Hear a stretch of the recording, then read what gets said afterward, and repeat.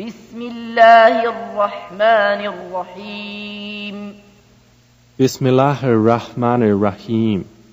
إذا زلزلت الأرض زلزالها When the earth is shaken with its final earthquake, وأخرجت الأرض أثقالها and the earth discharges its burdens, وقال الإنسان ما لها and man says, "What is wrong with it?"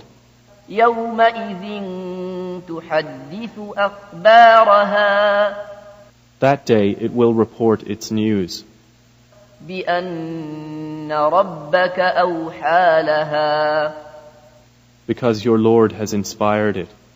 يومئذ يصدر الناس أشتاتا ليروا أعمالهم That day the people will depart, separated into categories to be shown the result of their deeds.